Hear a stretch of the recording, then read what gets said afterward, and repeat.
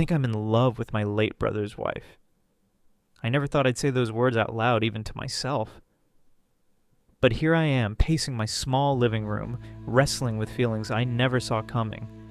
It's been a year since my brother Marcus passed away.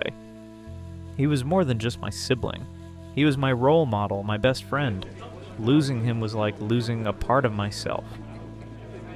In the days after his passing, we all clung to each other for support. My parents, his friends, and especially his wife, Layla. She was devastated, of course. Marcus was her world, and they had built a life together filled with love, laughter, and dreams of the future. I remember the first time I really noticed her grief. It wasn't at the funeral or during the countless family gatherings where everyone offered condolences. It was weeks later at her home. I had stopped by to help fix a leaky faucet. When I walked in, I found her sitting on the floor in their bedroom, surrounded by Marcus's things, his shirts, his old sneakers, even his favorite coffee mug. She wasn't crying.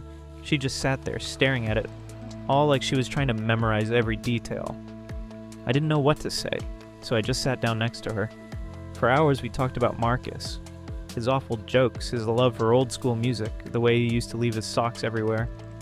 By the end of the night, we were laughing through tears, sharing memories that made him feel alive again, if only for a moment. That became a routine. I'd visit her every week, sometimes to help with errands, sometimes just to keep her company. She'd cook, we'd talk, and for a little while it felt like neither of us was alone in our grief. But then something changed. Or maybe it had been changing all along, and I was just too afraid to see it. It was a quiet evening, just the two of us sitting on her porch, watching the sun dip below the horizon. She was telling me to us about a dream she had, one where Marcus was still alive, and they were planning a trip to the coast. Her voice trembled, and tears welled up in her eyes. Without thinking, I reached out and held her hand. It was meant to be comforting, nothing more. But when she looked at me, something passed between us. A spark, a connection, whatever you want to call it. I pulled my hand away, startled by the intensity of the moment. She noticed it too, and for a second it felt like we were both holding our breath, unsure of what to say or do. Eventually she broke the silence with a nervous laugh, brushing it off like it was nothing. But it wasn't nothing, not to me. That night, I couldn't sleep. All I could think about was Layla. Her smile, the way she scrunches her nose when she's confused, the sound of her laugh. I tried to convince myself it was just misplaced affection, born out of grief and proximity. But the truth is, I've started to feel something for her. Something I shouldn't feel, not for my brother's wife. I don't know when it started. Maybe it was the way she always made sure I felt welcome in her home, even when she was struggling to hold herself together. Maybe it was the countless conversations where we opened up about our fears and regrets, forming a bond that felt deeper than mere friendship.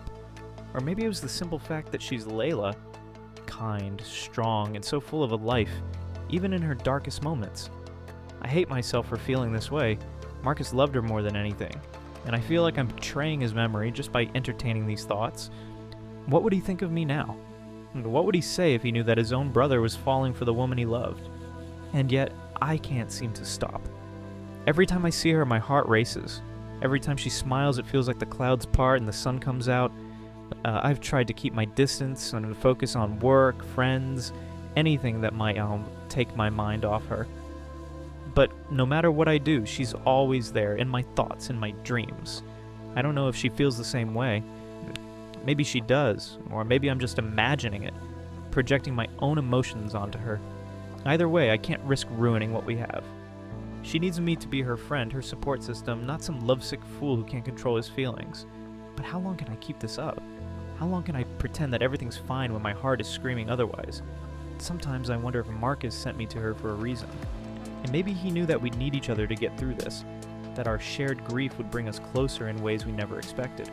Or maybe I'm just trying to justify the unjustifiable, to make sense of feelings that don't make sense at all. I don't know what the future holds. Maybe this is just a phase, something I'll move past once the pain of losing Marcus fades. Or maybe it's something more, something I can't ignore forever. For now, all I can do is take it one day at a time, hoping that I find the strength to do what's right. For Layla, for Marcus, and for myself. If you enjoyed this story, don't forget to like, share, and subscribe for more. Until next time.